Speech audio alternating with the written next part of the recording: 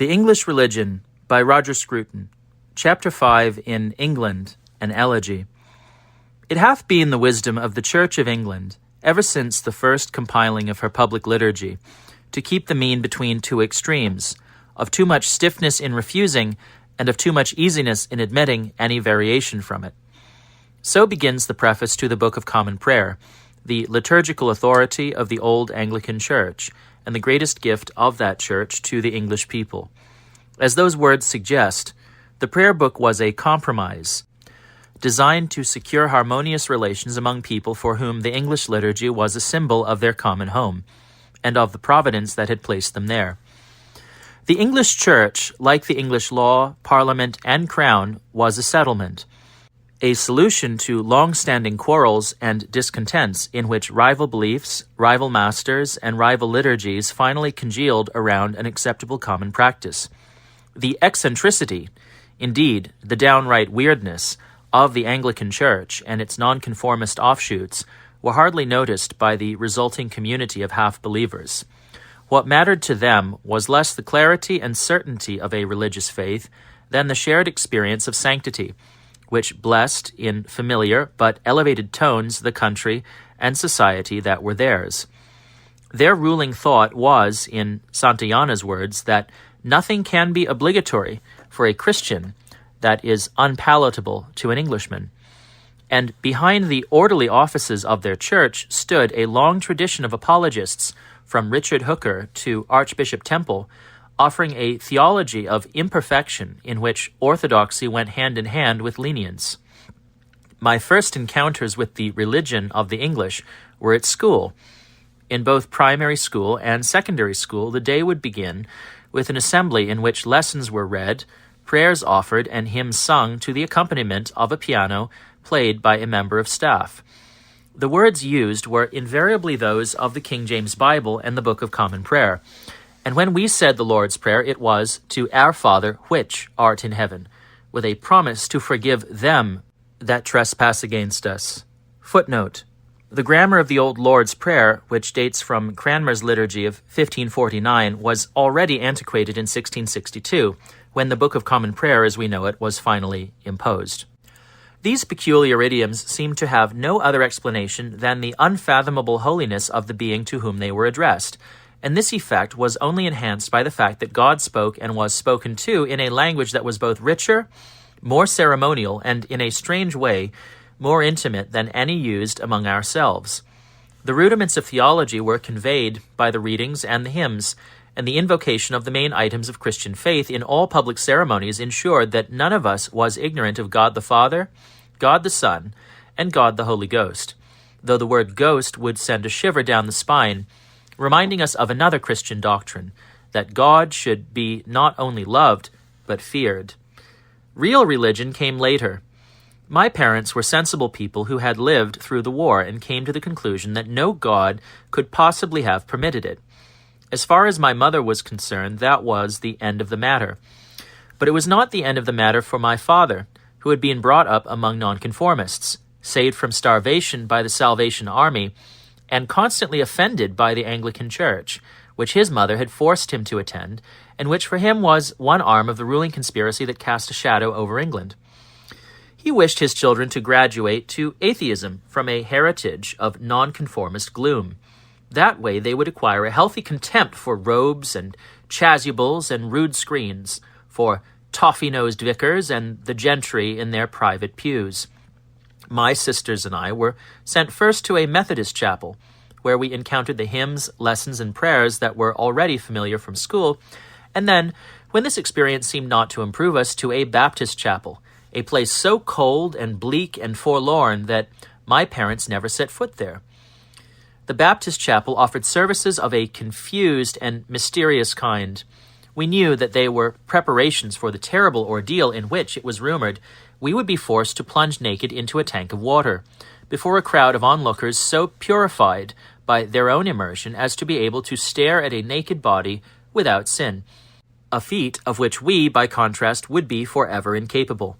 The thought of this ordeal gave a peculiar urgency to the biblical instruction, conducted by a slow-spoken old man who was a carpenter by trade, and whose horny fingers with their blackened nails conveyed, as they traced the verses on those India paper pages, such a weight of simple trust and piety that I was touched in spite of myself, and would often put all my pocket money into the velvet collection pouch that came round at the end of the class. At the first sign that the regime of parental vigilance was slackening, however, we escaped from the Baptist yoke and joined the company of unbelievers. My father did not insist, assuming that we had acquired the rudiments of proletarian religion and would now be safe from the encroachment of a forbidden holiness. He was wrong. All over the neighboring countryside were those sleepy hamlets and half-vacant villages, each with its Norman or early English church of flint and stone. And in these churches a peculiar silence had been stored, along with the sweet damp smell of plaster, the mouldering prayer books, the embroidered kneelers, and the Victorian altar cloths, with their gold and emerald fabrics, like robes left behind by some visiting angel. You could not ignore these places.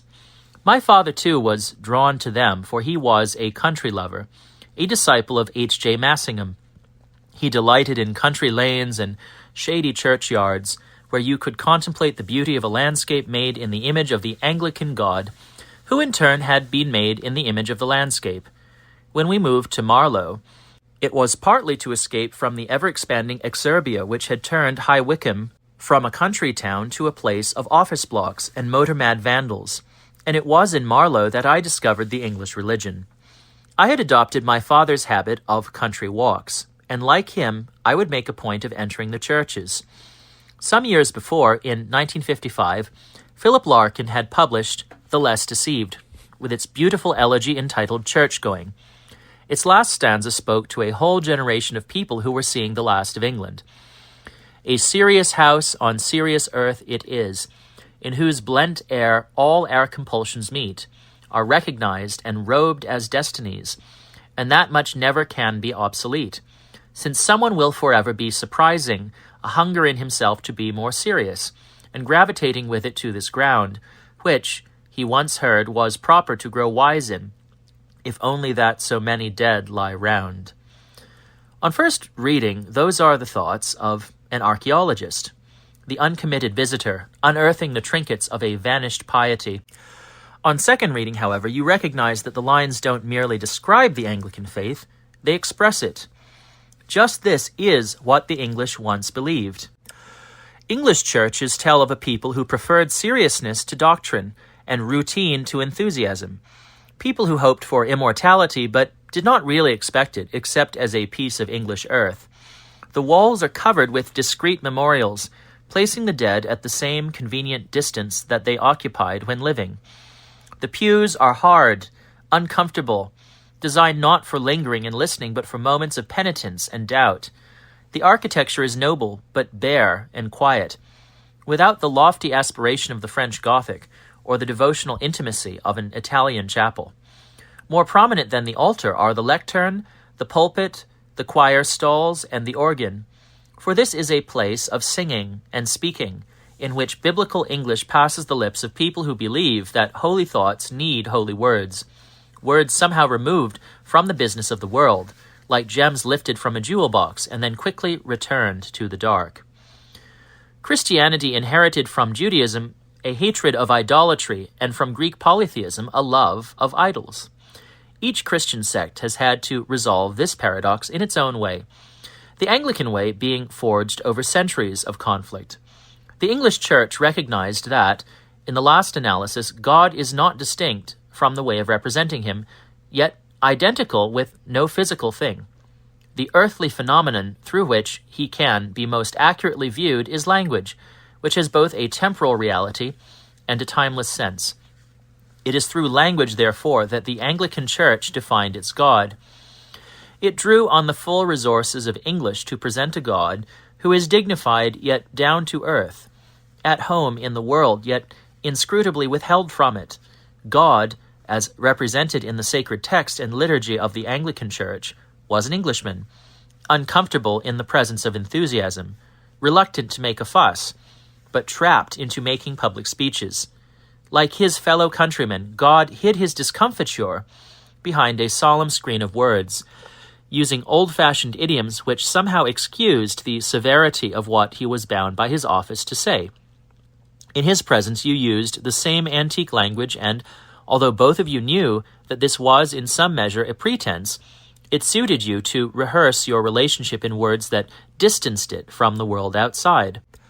More than in any country I have visited, the English country church was a home, God's house, the private space which was both here and elsewhere, a part of England and an immortal projection of England in a realm beyond space and time. Footnote: it has been argued that the idea of a privileged relation between the English and their God precedes the Reformation by centuries. See J.W. McKenna, How God Became an Englishman, in D.J. Guth and J.W. McKenna, editors Tudor Rule and Revolution. That was why the village churches of England made such a deep impression on those who entered them. God had been in residence here, among much polished things, had moved with stiff English decorum around these light-filled spaces, had played the part of host to generations of people whose shyness he respected and shared. You came away with a sense that here and now were once as sacred as eternity and the grace of God on offer twice a week. That this had not come about without a painful history was evident from the very appearance of those quiet interiors. Iconoclasm and Puritan vandalism had swept through these arches like a boiling tide through seashore caverns, and retreating had left them bare. But you sensed, too, that the storms had passed, that the architecture was the purer and the cleaner for the brutal torrent that had washed away its ornaments, and that the stunned tranquility of those pitted walls would remain everlastingly. I began, aged 15, to attend Marlow Church. My father believed that I went each Sunday morning to the Baptist chapel, having inexplicably rediscovered a desire to inspect my sins. I excused the lie, since it was told on God's behalf, but it was also a fitting apprenticeship in the English religion, that I should begin my devotions from a posture of pretense. Marlow Church is itself a pretense, a large Gothic revival structure in flint and stone, designed to look as though it had stood forever at the end of a high street where it was, in fact, the newest building. Until Pevsner came on the scene and intimidated the English with censorious German scholarship, the Gothic revival had been accepted as an integral part of the English settlement, a good-natured attempt to ensure that God found suitable accommodation in the country that was his. Of course, the revival made an impact on the continent, but it was with isolated and showy monuments like the Hungarian Parliament. Only in England and its colonies did neo-Gothic architecture fulfill its spiritual mission, as an unassuming vernacular idiom which remade the landscape as something ancient and immune to change. It was a deeply moral architecture, composed in a syntax that deliberately denied the manufactories which made it possible, just as biblical English denied the everyday speech of those who used it in their worship. And having established its legitimacy in ecclesiastical use, the neo-Gothic style rapidly spread through the culture, encrusting factories, law courts, schools, colleges, waterworks, railway stations, and houses, with fairy tale pinnacles and dreaming towers. To the visiting architectural historian, it had turned the English towns and cities into vast arenas of pretense, as hypocritical in their appearance as in the religious manners which the buildings signified. To the English, however, the Gothic revival was simply a new way to reaffirm their ownership of England and to restore their country to its true condition of enchantment. And this charge of hypocrisy, so often made by foreigners and endorsed from time to time by the English themselves, should be viewed from the Gothic perspective. The hypocrite is someone who pretends to believe something or to feel something in order to score some advantage by deception. English religion was not, in that sense, hypocritical, any more than good manners are hypocritical, even though they involve conventional expressions of goodwill, which could not possibly stand up to interrogation. The intention was not to deceive, still less to score an advantage, but to collaborate in the work of re-enchantment. For the English had long since accepted what Wilde meant when he said that in matters of the greatest importance, it is style and not sincerity that counts. For this reason, we have in England, as Addison put it, a particular bashfulness in everything that regards religion. The very topic of religion was embarrassing, as unmentionable as sex or love or hygiene. Like patriotism, of which it was a part, the English religion had been placed beyond question. This was not because people did not question it. On the contrary, It was because it was common knowledge that there was nothing to be gained from doing so. The English knew in their hearts that religion is a human invention. The whole history of their church reminded them of this. The census of 1851 showed that already only 50% of them were regular worshippers, a figure which dropped to 25% in some city areas. Yet they automatically put C of E on any form inquiring after their religion, and acknowledged the necessity of religion in every ceremony in which their loyalties as Englishmen were rehearsed. Their religion was a conscious artifact. Like good manners, it did not bear too close an interrogation. It was a collective polishing of the world, and veneered the ordinary life of England in the way that a smile veneers a face. The Gothic revival captured this aspect of English religion perfectly, and Ruskin, its greatest advocate after Pugin, made architecture and religion into matters of syntax. All that he wrote on this great theme is in the tone of voice of the English Church, moving from penitential cries to iron exhortations with the rapidity of liturgical speech. His writings are an attempt to sanctify and sacramentalize the things that he found beautiful, to find in them the inspiration and the focus of prayer. His writings combine down-to-earthness with hieratic dignity, in the manner of the Book of Common Prayer, and he made the search for beauty in architecture coterminous with the search for salvation. "When we build," he wrote in 7 Lamps of Architecture, "let us think that we build forever." And he meant this forever as much, and as little as it is meant by those who pray in church, rounding off their words with "forever and ever, Amen." All buildings perish, and the Gothic revival both accepts and denies this fact, raising symbols of forever which may be as improvised and transient as a chapel in corrugated iron, or as rooted and immovable as Liverpool Cathedral, that last great creation of English architecture by the man who also gave us the cast-iron telephone box. Marlow Church had a high church vicar, with a double-barreled name, Vaughan Wilkes, and an upper-class voice who lived in the old rectory beside the churchyard. His services were conducted to the letter of the Book of Common Prayer, and his sermons were elaborations of its poetry. His wife was daughter of the very Reverend Cyril Argentine Allington, Anglican divine, headmaster of Eton, and author of many famous hymns, including "Good Christian Men, Rejoice and Sing." The Reverend Vaughan Wilkes had himself been a master at Eton, and then headmaster at Radley, before entering the church. I later learned that he was a holy and humble man who had for many years practiced his vocation among miners, who had always refused ecclesiastical preferment, and who spent his energies in charitable work.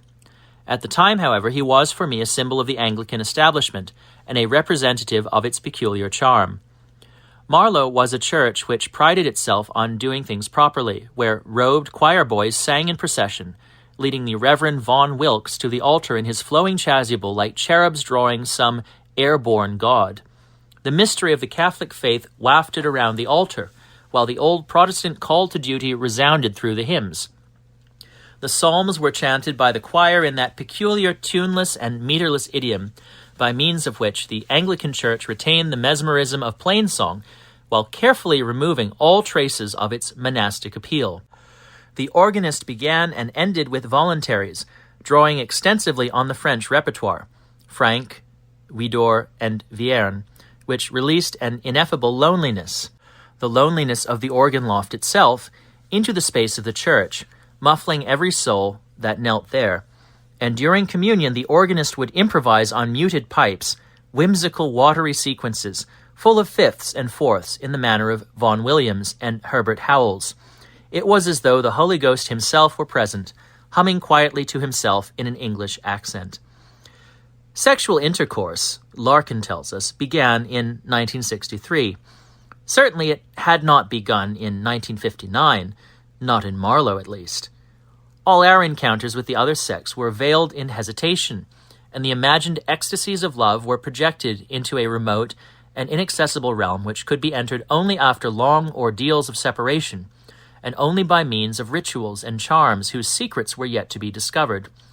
To put it in another and more anthropological way, sex was a rite of passage, which could be accomplished only through the ceremonial assent of the tribe. And the same was true of the old religion. The Anglican Church stood at a distance. its secrets were offered only after careful preparation, and only by virtue of a ceremony of confirmation, in which his lordship the bishop came to lay on hands. And the two rites of passage were easily confused.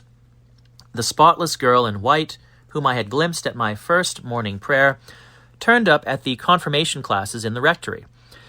Each Sunday she was in church, her demure pale cheeks bandaged in a scarf, her eyes downturned and unobtainable. I never spoke to her, knew nothing about her, not even her name, except that she lived in Marlow Bottom. But thanks to this girl, confirmation classes were, for me, a coming to light of the loveliest mystery, whose meaning could be captured in no theological doctrine, since it was a matter too deep for belief. Religion, like sex, was an unfolding flower, which released its perfume into the morning air, and lingered thereafter as a memory. After confirmation, I never saw the object of my passion in church, and I too ceased to go there. That first full sighting of the English religion made a lasting impression, nonetheless. All the elements of the faith had already been conveyed to me: the language, the stories, the hymns, the liturgical response to the world and its misdoings. And now it had crystallized around the Anglican rite. The meaning of all this, I dimly sensed, was not detachable from the spiritual reality of England. The Christian faith had been melted down by history and recast in this peculiar ornamental form. The result was a revelation, not of God only, but of God's chosen people, as the English, with shy but implacable determination, assumed themselves to be. This assumption was not peculiar to the High Church tradition of Marlow. Indeed, it was never more explicitly stated than by the Puritan Milton, who wrote that God reveals himself to his servants, and as his manner is, first to his Englishmen. Still, Milton's state of mind belongs with Bishop Jewell's Apology, with John Fox's Acts and Monuments, which told the story of the Protestant martyrs under Mary Tudor, and with Bunyan's The Pilgrim's Progress. Like them, it is part of the archaeology of English religion, which had yet to undergo the decisive transformations of Wesley, Methodism, and the nonconformist churches. And it had yet to encounter the Oxford movement, which divided High Church from Low Church within the Anglican rite itself.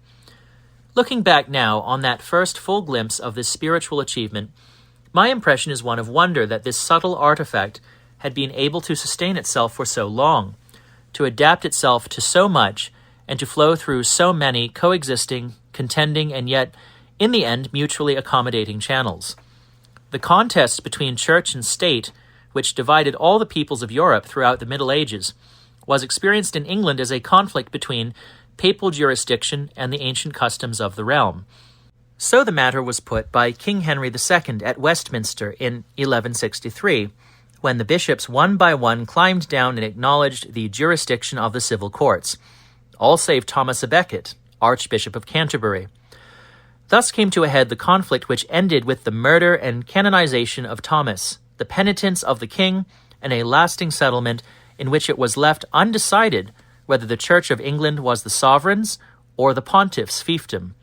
Footnote: here as elsewhere, I am skating over matters that remain highly controversial among historians. See G.R. Elton, The English, and the references therein. In fact, it was neither, and had already taken on a life of its own. The Church in England had already become the Church of England, an autonomous institution persisting in English fashion by compromises, volte-faces, and delays, until the time of Henry VIII, who was raised to the title of Defender of the Faith by Pope Leo X on account of his defense of the Seven Sacraments against the sarcasm of Martin Luther. Having secured the goodwill of the pontiff, Henry VIII declared himself to be, in law, what he already was in fact, namely the titular head of the Church of England, neglecting to specify, however, whether the Church remained part of or apart from the apostolic succession which supposedly gave precedence to Rome. Henceforth, the Church was to be subject to and expressive of the law of the land. The Athanasian Creed remained in the liturgy, so that English congregations declared their belief in the Holy Catholic Church, the communion of saints, and the forgiveness of sins. Moreover, the Anglican Church continued to dispense the sacraments and to perpetuate the offices, hierarchies, and functions that were previously the exclusive property of Rome. The Reformation was a seismic force and precipitated the iconoclastic tides that stripped the glorious churches of England. Nevertheless, it owed much of its lasting influence to the fact that it coincided in its intent with the existing interpretation of the Catholic faith. The English refused to recognize the authority of a power so foreign to their language and customs as the Roman papacy, and found nothing peculiar in the fact that the crown, which was, after all, only a legal personification of England, should be the titular head of their church. Such had already been implied in 1164, when Henry II forced the constitutions of Clarendon on Archbishop Thomas. Hostility to Rome was more an expression of national identity than of doctrinal dissidence. It led twice to the rejection of the Stuarts, largely because their Catholic connections seemed to threaten the safety of the realm. For the English, sovereignty and the national religion were ultimately identical.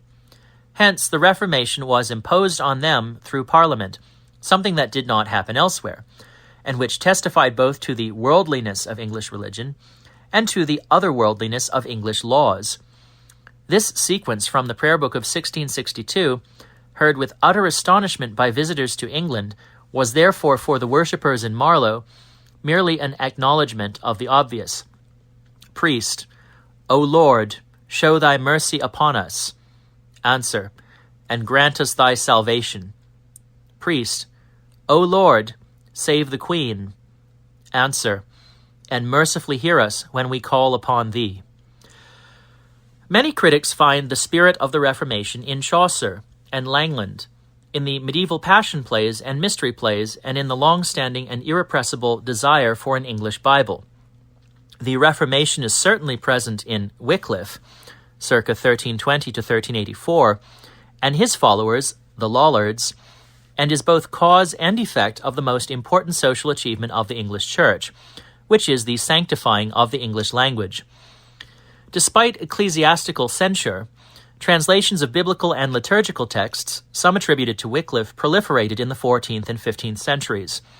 By the time Henry VIII declared himself the head of it, the English Church had acquired an English Bible, ostensibly the work of Miles Coverdale, and published under his name in 1535, but largely pillaged from William Tyndale, who was buried as a heretic near Brussels in the following year. Versions continued to proliferate both before and after Mary Tudor's rejection of the whole idea and combustion of its advocates. By the time King James I commissioned 54 divines to produce what is now known as the Authorized Version, 1611, it had become clear that the English Church and the English Bible were inseparable. Henceforth, both those who accepted the Anglican supremacy and those who dissented from it expressed their beliefs in the sanctified idiom of Tyndale. God had found a voice, and the voice was English. The English Prayer Book was imposed in its final form by the Act of Uniformity of 1662, but, like the English Bible, came into being over a century of experiment, initiated by the genius of a single man, in this case, Archbishop Thomas Cranmer, whose liturgy was first enforced in 1549. Between them, Tyndale and Cranmer created that extraordinary idiom which enabled the English to express complex moral sentiments in direct and simple terms, and to endow the objects and institutions of their world with a nimbus of homegrown sanctity. Some of this language has passed into everyday speech. The fat of the land, men of renown, in the land of Nod, a fool's paradise, scapegoat, and so on from Tyndale, miserable sinners, the world, the flesh, and the devil, the time of our tribulation, and similar from Cranmer. But much of biblical and liturgical English remained apart from the common tongue, influencing it and influenced by it, but discreetly haloed nevertheless as it worked its miracles in the everyday world. Words like almighty and everlasting, phrases like the author of peace and the lover of concord, images like those of the general confession, we have erred and strayed from thy ways like lost sheep. We have followed too much the devices and desires of our own hearts. All these transfigured the things and situations to which they were applied. They were familiar, dignified words which lost nothing from repetition. Armed with their sound and syntax, the congregation at Marlow was never at a loss for prayer, and liturgical English endowed them with a mysterious key to God's presence, the archaic thou, which made the most binding intimacy into another and holier form of remoteness. It was this language that the English Church held in trust, and which formed the real essence of its religion. Historians continue to argue over the causes of the Cromwellian rebellion, and of the Puritan rage against the Church and the government of England. But the literature of the time makes abundantly clear that the sound and syntax of the Bible gave shape to the prevailing bellicosity. It was an age when truth seemed more important than compromise, and when the settlement envisaged in the 39 Articles, which date from the realm of Elizabeth, was suddenly under threat. Englishmen could now shout at one another in God's tone of voice, and this lent exultation to their anger. But the very fact that the language was a common possession led at last to a renewed attempt at compromise. And in the event, it was compromise that won. True, the imposition of the Act of Uniformity led to the departure of some 900 ministers from the Church of England. But within 6 decades, the non-conforming congregations had won the right to build their own churches, and the language heard in them was the old liturgical idiom of Tyndale and Cranmer. Thus we find the evangelical John Wesley addressing his followers in the same idiolect as the popish Edward Pusey. Both were Anglicans. Each defended a faith that he called Catholic.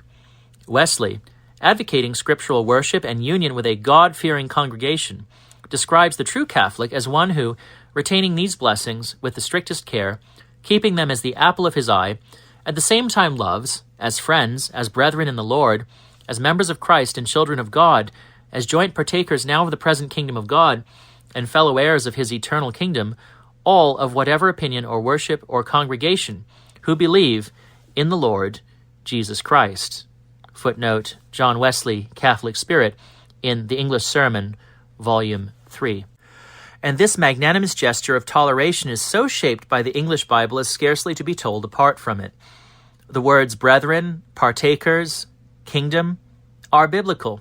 The idioms and allusions too are biblical or liturgical. Apple of his eye, for example, is from Deuteronomy 32:10. Members of Christ is from the Catechism in the Book of Common Prayer, and ultimately from St. Paul. And the whole is presented in the same spirit of compromise as is declared in the opening sentence of the prayer book. Wesley owed his following partly to his advocacy of human freedom. He was not a Calvinist, but a believer in free will, who saw the Anglican Church as a congenial society in which the bid for personal salvation could be politely made. The evangelical emphasis on the Scriptures was possible only because the Bible and liturgy had been translated into a sacramental language. Religion without sacrament decays first into dogma and then into doubt. The Victorians knew this in their hearts and therefore set out to reconsecrate the language, the customs, and the physical reality of their church. The Oxford movement arose because Newman, Keble, and Pusey feared that the Scriptures were being detached by the Wesleyans from the sacraments that were their real, because mysterious, meaning. Yet even the Tractarians, drawing on the same tradition as the evangelicals, used the conciliatory language of the prayer book to imply and create a unity of purpose that will allow all sorts of Englishmen to remain beneath a common ecclesiastical roof.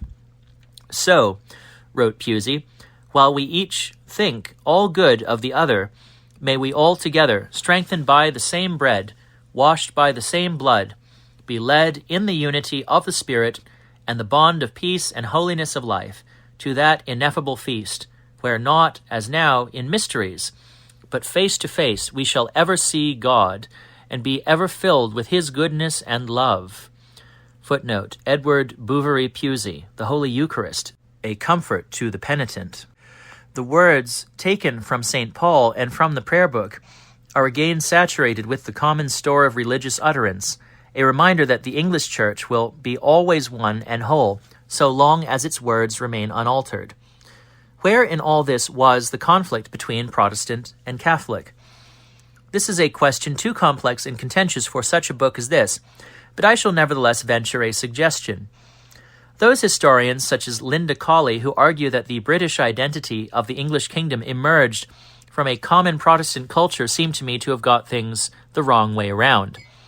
It was much more that the English understood Protestantism in terms of their expanding idea of nationality, than that they understood their nationality in terms of the Protestant faith.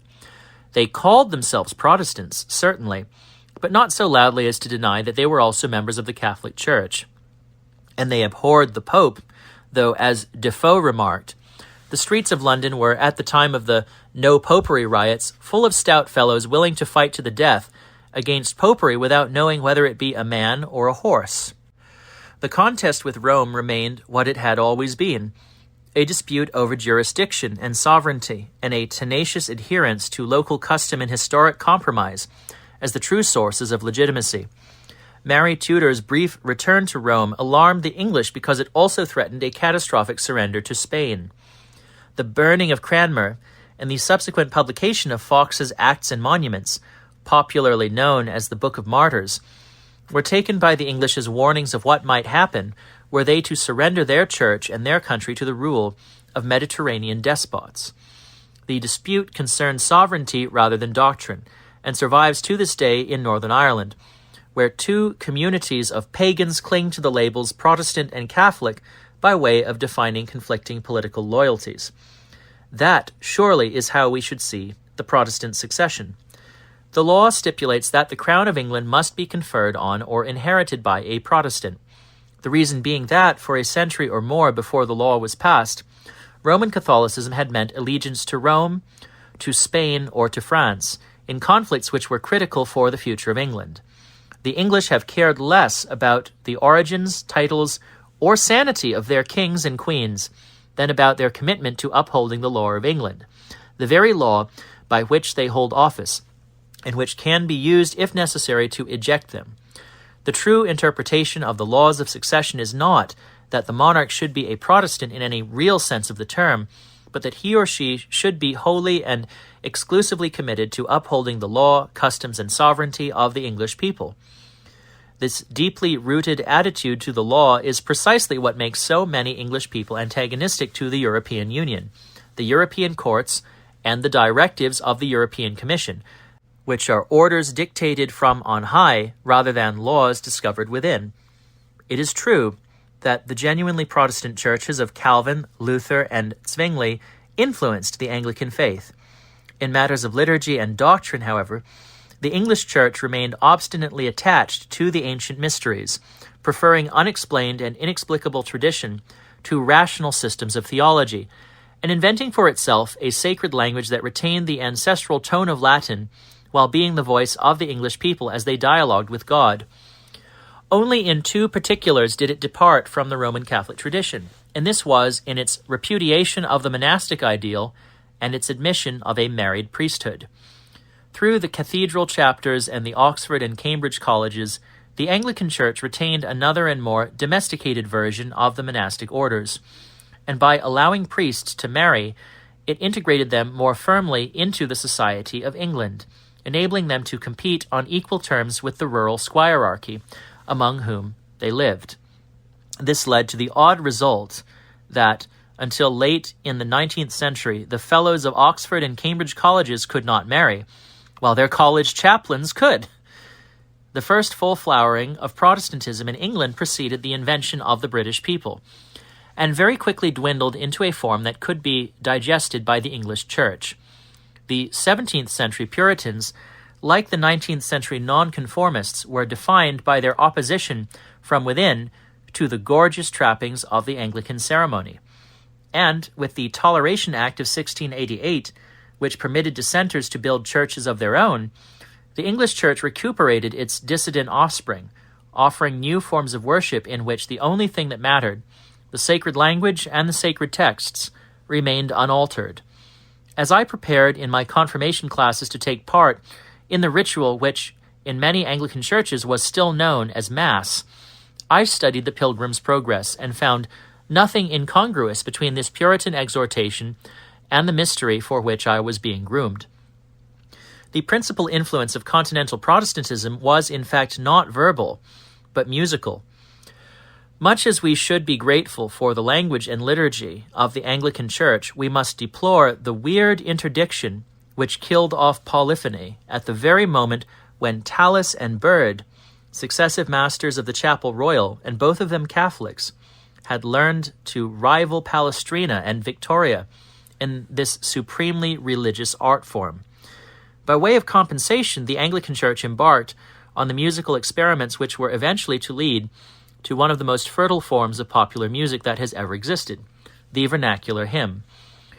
The Geneva Psalter of Calvin and the choral hymns of Martin Luther gradually seeped into the Anglican service, even though when this began to happen in the early 18th century, it was, strictly speaking, illegal. John Wesley could be more visionary in his hymns than ever he was in his sermons. And if the English became Protestant under his influence, it was not because of any change to the liturgy, but because his verses drew on the Bible rather than the Book of Common Prayer, and made the daily dedication of life more important than the weekly commemoration of the Eucharist. Here is an example. Jesus, the first and last, on thee my soul is cast. Thou didst the work begin by blotting out my sin. Thou wilt the root remove, and perfect me in love. Yet when the work is done, the work is but begun. Partaker of thy grace, I long to see thy face. The first I prove below, the last I die to know.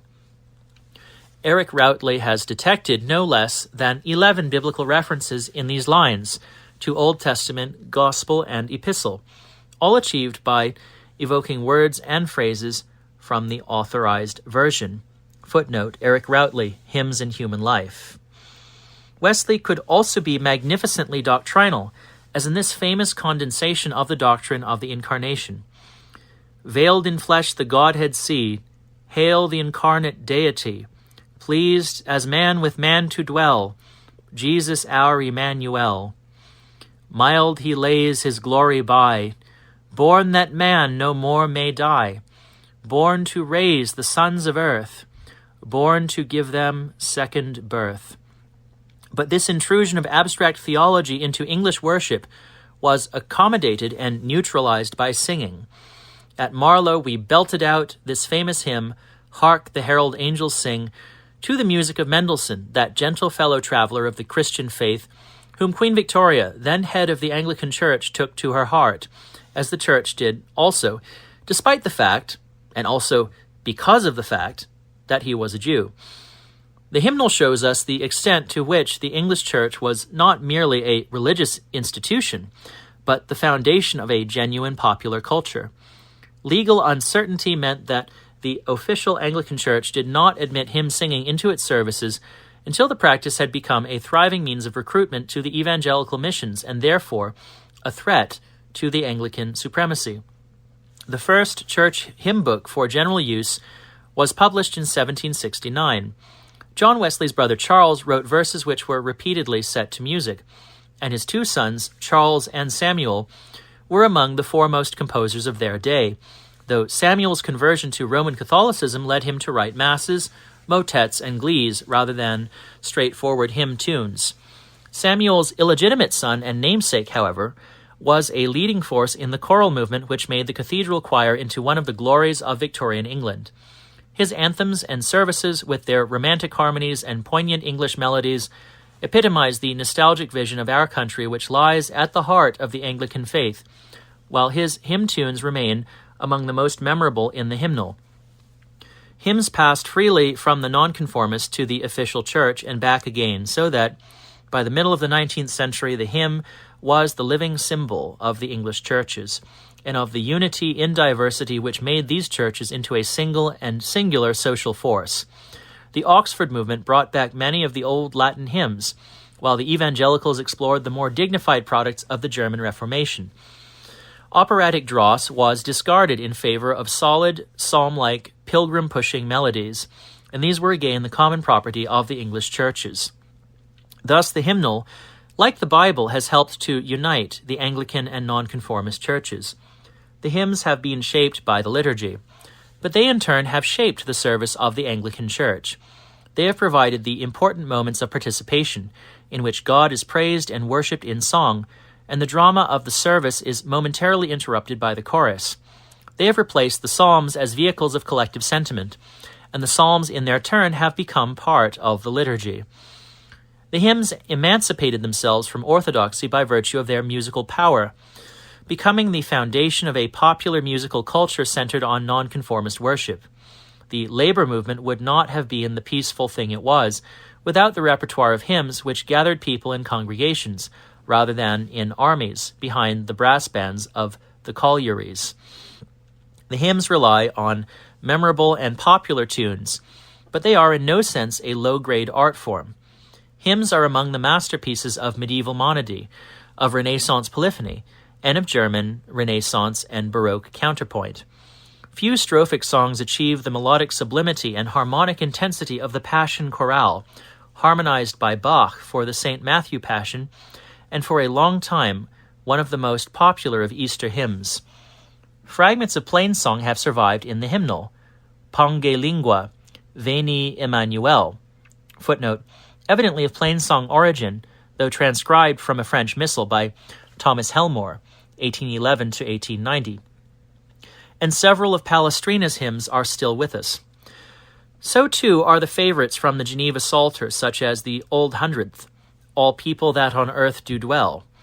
Bach, Handel, Mendelssohn, and Haydn are all represented in the hymnal. But the most important input has undeniably come from English composers themselves, and especially from the Romantics and Proto-Moderns. A whole school of Victorian composers arose from the cathedral choir and its musical context, and the church choir, which was the foundation of musical education in England, helped to spread their music far and wide across the country. The very language of English Romanticism, from Parry and Stanford through Elgar, Holst, and Vaughan Williams, editor of the Anglican Hymnal of 1906, to Ireland and Bax, is saturated with the idiom of the hymnal. Song and collective worship form the background to their music, and it is hardly surprising to discover that some of our most memorable hymns come from their pens. There is a feature of the hymnals which deserves our notice, since it shows the connection between English religion and the sense of England as a dwelling place. Hymn tunes composed since Victorian times have almost always been named from the place of composition, and their titles form a lexicon of unadvertised shrines: Luckington, Down Ampney, Cotham, Lower Marlwood, Wareham, Heathlands, Limpsfield, and Ballard's Lane. The hymnals do not contain tunes with accompaniments. They contain 4-part chorales in which popular tunes are provided with matching bass and inner parts, for the most part impeccably combined so that each voice follows its own internal logic. It is not only church choirs that would sing all 4 parts of a hymn. Congregations, too, prided themselves on their ability to divide into voices. Voice leading determines not only the harmonies but also the melodies of our greatest hymns, even of such florid products of the brass band tradition as John Hughes' Cum Runda and Jesse Irvine's Crimond, The Lord is My Shepherd. Those brought up on the Anglican hymnal acquired an instinctive feel for the principles of classical harmony and a knowledge of the multidimensional character of musical expression. In Marlow, too, it was not uncommon for the congregation to divide into parts, 2 at least, and sometimes 3, and the trebles of the choir would have a descant in the concluding hymn, so completing their temporary transformation from urchins to angels.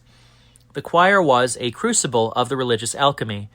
The boys in their lace collars and surplices standing before their booming guardians evoked all those distinctively English feelings about the cycle of human life: the innocence of childhood, the impassable distance from the other sex, the repressed homosexuality, the pastoral idyll evoked in verse and melody, and the whole mixture stirred together by a priest who may or may not have believed the words he uttered, but who recognized in any case the saving grace of a collective self-deception.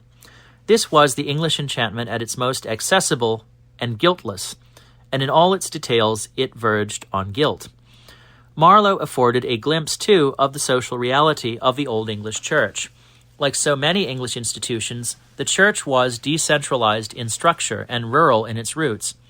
It had not 1 but 2 primates, the chief of whom was located not in London or any other place of commerce, manufacture, or trade, but in an insignificant market town in Kent. Its great cathedrals had sprung up in towns and villages where farmers came, and each was surrounded by a close in which rural air was sequestered and shielded from the surrounding industry. It was an Arcadian institution which fostered the high culture and learning that seek naturally to plant themselves in country retreats. Its priests were often appointed to their livings by private patrons, whether aristocratic or collegiate, and its wealth and standing enabled it to recruit from the most educated section of the community. Hence a learned naturalist like Gilbert White could find himself vicar in the village of Selborne, where he composed the book that brought poetry and science together in celebration of the English landscape. And hence the church became identified with the national mind, a web of knowledge, culture, and social aspiration, laid like a net over the countryside, trapping and uniting the forms of local life. Trollope was able to perceive, in this web of influence, the inner workings of the human lust for power. But from Trollope, too, we come away with the same softened perspective on the religion of the English, a religion in which compromise, tolerance, and a lack of inner conviction were combined with a concerted effort to bring God down among the English, so as to nod his approval at the land. And this returns us, in conclusion, to the vexed question whether England was a Catholic or a Protestant country. Here is one way of seeing the matter. The Protestant movement that led to the Reformation was fundamentally a protest against the sacramental character of the Roman Catholic Church. It was a rejection of mystery, magic, and ritual in favor of the human conscience and its reasoning powers. In other words, it was a rehearsal for the Enlightenment. Like all protests, it depended for its identity on the thing that it fought. Hence, the dwindling of the sacramental character of Roman Catholicism in the 20th century has brought about the effective collapse of the Protestant churches in continental Europe.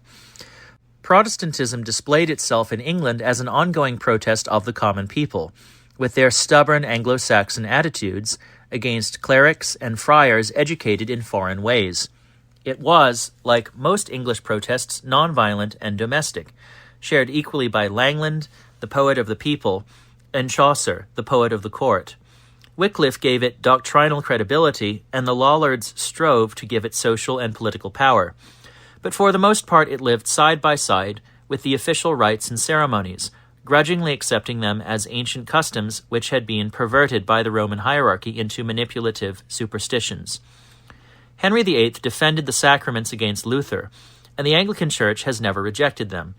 When the frenzy and fanaticism of the 17th century had dwindled to a murmur, the English Church re-emerged as Anglo-Catholic, justified by tradition and succession, conveying unfathomable mysteries through immemorial rites. But these rites and mysteries were by now bound up with England and its history, rather than with the history and ambitions of Rome. The Anglican Church had, in effect, purloined the sacraments and used them to define local rites of passage, a local experience of membership, and a national identity coterminous with the lore of the land. During the 19th century, England experienced its own version of the conflict between Catholic and Protestant. But by now, the contest was mild and irenic. It occurred between the Anglican Church, with its sacraments and rituals, and the churches which would not conform to these rites, believing that Scripture, instruction, and the individual conscience were higher authorities than the Book of Common Prayer. The hold of the Anglican Church was weaker in those parts of the kingdom where people did not identify themselves as English. The Scots leant towards Calvinism and Presbyterianism, the Welsh towards the chapel religions of the Baptists, Methodists, Congregationalists, and Unitarians. And in the industrial cities, too, chapel won against church. Nonconformism was not merely a religious protest. It was a protest against the Anglican vision of England, as an Arcadian landscape enchanted by its law and institutions and made holy by ritual and prayer. For what relevance did this vision have to those who had fled the countryside where they had been threatened with starvation, to the great, bleak, smoke-filled cities where nothing was promised except a wage? But when the Anglican Church lost sight of its sacramental character, began to play with alternative services and campfire hymns, permitting divorce and remarriage and trivializing its communion, the nonconformist churches vanished overnight and now stand bleak and abandoned in all the towns and villages of England.